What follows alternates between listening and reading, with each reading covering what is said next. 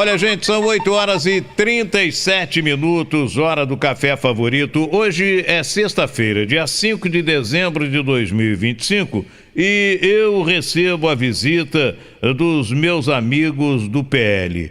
O doutor Carlos Santos é do PL Jovem de Volta Redonda. PL que tem como presidente o presidente da Câmara de Volta Redonda, o vereador Edson Quinto, que assumiu o mandato após o falecimento do nosso saudoso e querido Antônio Cardoso. E o vice-presidente do PL é o vice-prefeito de Volta Redonda, que o Neto enche a boca para dizer o melhor vice do mundo, o engenheiro Sebastião Faria, também meu amigo querido, meu ouvinte vascaíno, o Sebastião Faria, está sempre ligado no programa. Estou recebendo meu amigo querido Fred Almeida, do estacionamento da Rua 1º de Maio, estacionamento que eu uso todas as manhãs por cortesia do meu amigo, porque a gente vai almoçar no restaurante 1º de Maio, eu chego com o Ian e o Sérgio Luiz também aproveita o estacionamento do Fred.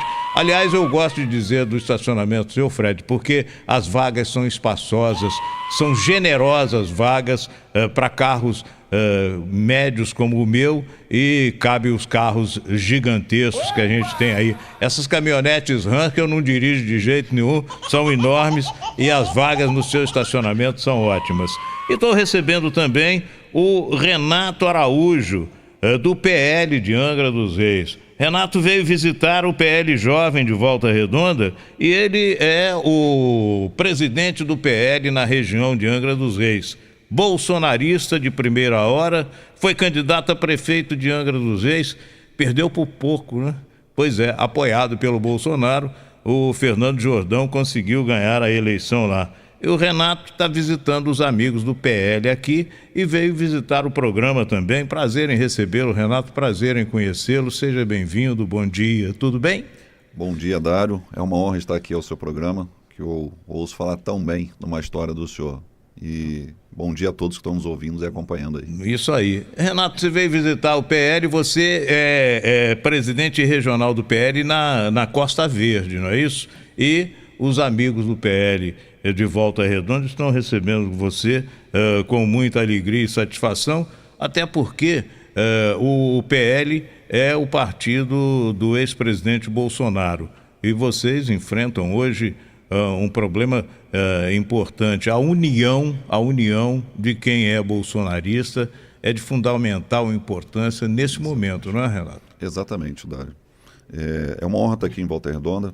Sempre que eu posso, venho a Volta Redonda. Quero parabenizar também ao Dr. Carlos pelo estar à frente do PL Jovem. E eu rodo muito no estado do Rio de Janeiro, também rodo em Brasília. Semana passada passei 3 dias em Brasília, com discussões com vários deputados do PL no nosso estado, com o senador Flávio, que é um grande amigo querido e um padrinho político que eu tenho, com a dona Michele Bolsonaro. E eu sempre digo, Dário, que é um momento difícil, não só para nós bolsonaristas, mas também para a nação brasileira. Nós vivemos um momento hoje de um divisor de águas. É muito claro, muito transparente de você conseguir discernir o que está certo e está errado, o que é o bem e o que é o mal. E, inclusive, numa conversa semana passada com o senador, nós fomos almoçar e eu cheguei a comentar com ele: senador, nós precisamos reagrupar, porque se cada um ficar com a sua vaidade, ficar dividindo, só quem perde é o eleitor no final. Uma coisa que a gente analisa à luz da política em nível nacional. Enquanto a esquerda não se uniu, a esquerda não ganhou a eleição no Brasil, porque sempre a direita se unia, fazia os acordos, etc., e elegia. Até que, de repente, o PT abriu mão de uma série de coisas e se juntou ao PL, que era o partido do vice do Lula no primeiro mandato do Lula. E daí para frente, a esquerda descobriu que a união faz a força. Demorou, não é verdade? Dário, me desculpe, eu acho que a única coisa que a esquerda sabe fazer bem é não transparecer seus problemas. Eles entram num quarto, saem na porrada e não deixam sair nada para fora. Entendeu? Exatamente, não é? Quer dizer, roupa suja... Se lava em casa. Se lava em casa. Exatamente. Não é verdade? Então, eles demoraram para aprender, mas aprenderam. Agora, quem sempre acreditou na esquerda, etc. e tal, eu tenho certeza que no momento está decepcionado com o que está acontecendo no país, em termos gerais, não é verdade? A coisa está muito difícil, muito esquisita, não é? Esse atual gestor, não considero nem presidente porque não me representa, ele costumava dizer que o pobre vai voltar a comer picanha e tomar sua cervejinha. Eu acho que só se for picanha daquela de abóbora, porque o quilo da picanha hoje, meu amigo... Difícil, né? Muito difícil. Muito complicado. Difícil. Você, para um assalariado, chegar hoje no mercado e fazer uma compra decente para sua casa e levar 1 quilo de picanha, ele vai ter que deixar de comprar outra coisa. Tá difícil.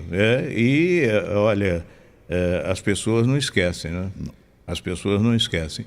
Você foi candidato a prefeito de Angra dos Reis e perdeu para o Fernando Jordão, que é uma força na política de Angra e tal.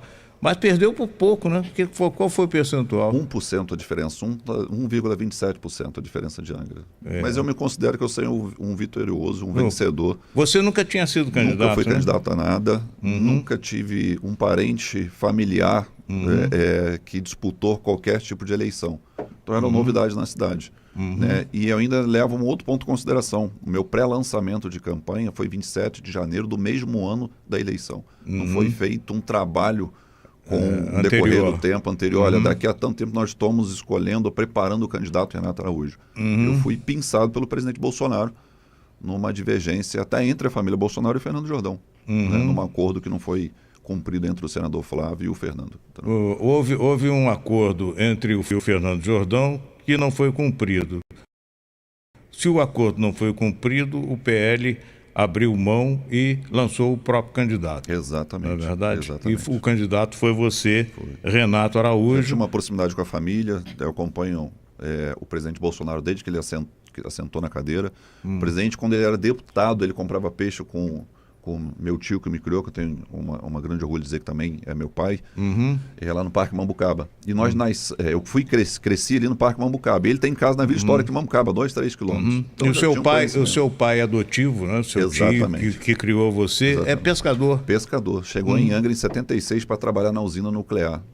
Conheceu um rapaz chamado Antônio Porto, que ensinou a pescar e daí então vive da pesca até hoje. Ele está vivendo da pesca até hoje? Hoje ele é mais quietinho ali na peixaria, porque ele não... Está com quantos anos, seu pai? Está com 74. 74. 4 anos mais novo do que eu. E ele tem ali chamada Peixaria Perequê. Peixaria Perequê. Isso é conhecido como o seu Antônio da Peixaria. Ele diversos barcos de pesca, ainda tem gente que pesca. Adoro tanto. Pois é. Essa aí é uma canção antiga que a gente usa aqui no programa. Toda vez que a gente fala no Perequê, parece que o computador lembra. Hoje a inteligência artificial, né? Tá demais. E Angra dos Reis cresceu muito, mas à medida que a cidade cresce, a violência aumenta. O que é que aconteceu em Angra, hein, Renato? Eu acho que um crescimento desordenado. Né? A cidade é uma cidade belíssima, um potencial turístico absurdo. Eu costumo dizer, vou puxar a sardinha para o meu lado, né? Mas no mundo que você tem uma beleza entre o mar e a serra e ainda a proteção daquelas diversas ilhas para você poder navegar. E naturalmente que atrai muitos turistas, atrai muitas pessoas. E a segurança é uma questão muito importante para a região. Infelizmente, na época do governo Widson, houve acho que uma pressão muito grande no crime organizado no estado do Rio de Janeiro e ele migrou muito para o interior. Para a região e Angra da Costa sofreu Verde, muito né? com isso, sofreu muito. Nós tínhamos assalto na Rio Santos, coisa que nunca aconteceu. Depois ele deu uma minimizada, graças a Deus diminuiu, e hoje, infelizmente, está voltando novamente. Ontem, por exemplo, tivemos um triste tiroteio no centro da cidade, logo no morro, chamado Morro do Carmo. Por coincidência, um morro que eu ainda sofri um atentado numa caminhada.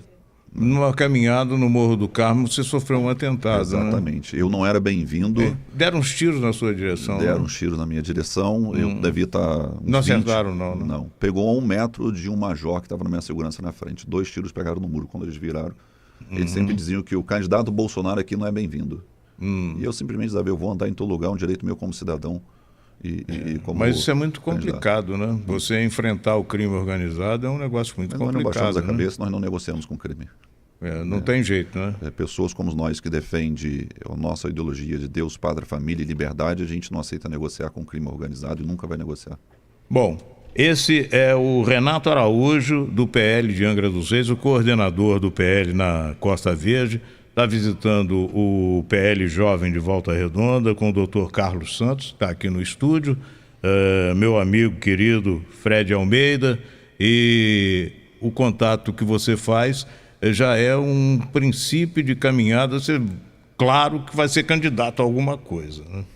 Com certeza, né, Renato? A gente tem que tomar cuidado com falar em ser candidato, que parece uma pré, campanha. não, pois exatamente. Você é pré, então, assim, você é pré. Hoje, você sim, pretende ser.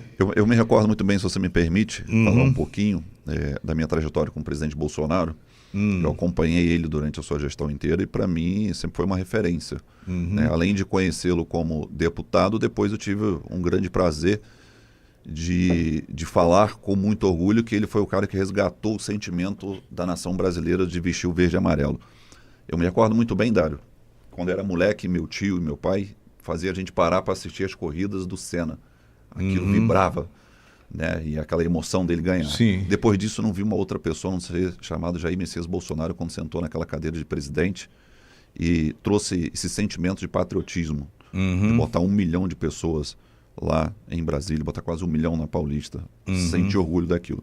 E aí veio essa inspiração toda, ele me fez o convite de 2023 para concorrer à prefeitura de Angra e numa conversa eu disse não para ele, que minha vida era empresarial. E aí foram insistindo, no final de novembro ele insistiu na conversa, eu e o senador Flávio. E eu até brinquei com ele, falei, presidente, tudo bem, se o senhor for a Angra caminhar comigo, eu serei seu soldado. 15 dias depois ele estava na minha casa. Ele estava determinado, ele gosta da região de Angra. Ele tem casa ele tem uma casa em Mambucaba, né? E aí aconteceu, ninguém entra numa briga achando que vai perder. Né? Realmente, semanas antes ali a gente estava até na frente da pesquisa, mas a máquina é cruel, a máquina persegue, a máquina usa o poder público e infelizmente ali foi uma eleição muito apertada. Eu terminei a eleição com menos de 70% de conhecimento na cidade, hoje eu devo ter 80% ou 90%, não consigo andar no centro da cidade porque o reconhecimento ficou muito grande. E a esperança para a cidade também, de renovação, de uma pessoa nova, um garoto que saiu do Camurim Grande, um bairro simples. Conheço o Camurim. Saí dali do Camurim Grande, lá da Rua 8, lá no finalzinho da Rua 8, fui morar com meus tios, já como criança, e tinha um sonho de comprar uma máquina de lavar para minha mãe. As lembranças que eu tenho da minha mãe, ela lavando roupa num tanque de concreto, eu brincando nas bacias do lado. Depois a minha mãe se separou do meu pai, eu devia ter uns 13 para 14 anos. Uma dona de casa simples foi morar de aluguel. Devia, naquela época, uma diária custava R$50, que era muito dinheiro naquela época. E aí eu tive um sonho que eu tinha que ser alguém na vida para poder comprar uma casa para minha mãe, ajudar a minha mãe. Fui criado pelos meus tios, entregava peixe no condomínio do Frade, aprendi a pescar, virei mergulhador, virei empreendedor. E aí E você está trabalhando com o quê? Hoje eu sou empresário no ramo da construção civil há 15 anos. Mas começou como pescador? Comecei como pescador. E aí veio a minha paixão pelo mar, fui mergulhador da Marinha, saí e vi que era uma vida também que não era muito fácil, mas eu tenho um grande orgulho da minha formação e depois eu fui empreender. E aí eu conhecia tudo do mar, comecei com reformas de deck. Porque conheci de estrutura oceânica e comecei fazendo 1, 2, 3, daqui a pouco foi... Você não fez engenharia, não, né? Fiz engenharia, sou engenheiro também de formação. Você é engenheiro de formação. Também. E aí está na construção civil. Estou na construção civil há 15 anos, vai fazer 15 anos. E as coisas bem com muita dificuldade, nunca foram fáceis, mas eu tinha que ser alguém na vida para ajudar minha mãe. E você conseguiu comprar uma máquina de lavar roupa para ela? Isso foi na adolescência, quando meu tio até ajudou e comprou. O meu grande orgulho que eu tenho para dizer é que a primeira casa que eu fiz na minha vida foi a da minha mãe. Eu tenho orgulho em dizer que a minha mãe ganhou do talher ao colchão, à geladeira, a outra máquina, ao fogão, tudo zero. Eu me recordo muito bem quando eu falei com a minha esposa assim, eu quero que compre tudo zero. E eu até tenho uma história engraçada que eu falei assim, mãe, vamos escolher um local para comprar uma casa. Ela, não, meu filho, eu quero ficar aqui, onde eu tenho uma cresci, história. Né? Aí eu falei, mãe, a senhora vai dar um trabalho danado, nós temos que fazer um muro de arrimo gigante aqui, tem que aterrar. Eu acho que foram mais de 300 caminhões de aterro naquilo para acertar. Dava quase para comprar uma casa, mas nós fizemos onde ela queria. Foi a primeira casa. Depois a do meu pai, ajudou uma família inteira. Você tem irmãos? Tenho. Tenho um irmão por parte de pai e mãe, é mais novo do que eu, 4 anos, e 2 primos de Que são os irmãos seus de irmãos, considerações, primos irmãos, que são mais você velhos foi criado que eu. pelo seu tio, né? Exatamente. Você é filho do seu tio. Sou filho do senhor Antônio também, eu tenho um grande orgulho de dizer que eu tenho ele ali como pai. É isso aí. E aí veio essa história toda e eu falei assim, poxa, eu tenho que ser alguém para ajudar minha mãe. Consegui, graças a Deus. O presidente, quando me convidou, ele até brincou comigo, ele falou assim, ô, já puxei sua capivara. Eu falei, ô, presidente. E aí veio contando a história, eu falei, realmente ele puxou a minha capivara. Para ele abraçar da maneira que ele me abraçou, ele tinha que levantar o nome, né? Quando acabou a eleição, eu disse para ele que eu não queria mais. E aí ele virou para mim assim, que história é essa? Você já saltou do avião, tem que abrir o paraquedas. E eu falei, pô, presidente, não quero confusão danada, não sei o que, deixa eu tocar minha vida. Ele, Renato, se o bem não ocupar o espaço, o mal ocupa, a gente precisa de pessoas de bem ocupando o espaço. E aí eu parei um tempo para pensar, ele me deu um tempo para pensar, e tudo que eu estou vendo acontecer no Brasil, realmente a gente precisa se posicionar. O prefeito de Volta Redonda, Antônio Francisco Neto, que é meu amigo pessoal, ele tem hábito de dizer que muita coisa ruim que acontece na política é por culpa da omissão dos bons. É verdade. Não é verdade? É verdade. As pessoas de bem normalmente não querem entrar na política. É verdade. Não é verdade? Então, e é por isso que proliferam os maus caráteres. Depois não adianta a gente ficar em casa reclamando, né, e julgando. E aí você resolveu manter. E aí, respondendo a pergunta do senhor, sim, eu pretendo caminhar como pré-candidato, né, a federal. Em 28 eu pretendo novamente disputar, sim, a prefeitura de Angra, porque eu acredito na minha cidade, acredito no potencial absurdo que aquela cidade tem. E a política precisa de gestores que entram para servir e não para se servir. Infelizmente, a população brasileira, né, a nossa cultura, parece que a gente entra para servir o político, o poder público. Na verdade, o poder público tem que servir a população. Exatamente. A autoridade tem que comparecer aos locais que precisam da presença do poder público. Não é verdade? E Angra dos Reis precisa muito, né? Precisa, e temos o potencial, temos arrecadação para isso. Aqui, me diz uma coisa, você falou das maravilhas, e eu conheço bem as maravilhas de Angra dos Reis. Angra dos Reis é um lugar maravilhoso, espetacular para o turismo, etc. Saiu uma lei municipal sobre a cobrança de uma taxa para o turista, mas a lei está engavetada, ela não entrou ainda em funcionamento. O que é que você pensa sobre isso? Eu não sou contra você cobrar taxa, desde que você primeiro entregue e justifique o porquê. Infelizmente, o que eles criaram lá foi para poder aumentar a arrecadação e não fizeram nem sequer uma consulta pública na população. Que estão dizendo que seria para um controle maior da Ilha Grande, né? Você chega no Abrão, conheço bem a região, o senhor conhece ali, você já desce no cais, já anda 100 metros, você já vê o esgoto a céu aberto, jorrando. E aí eu pergunto o seguinte, por que primeiro não faz, para depois você cobrar? Mas Fernando de Noronha cobra, eu conheço Fernando de Noronha. Estive lá por 2 vezes, mas não tem um esgoto a céu aberto, não tem um papel de bala no chão, existe saúde, existe segurança. Lá se você meter a mão no caranguejo, tu paga uma multa.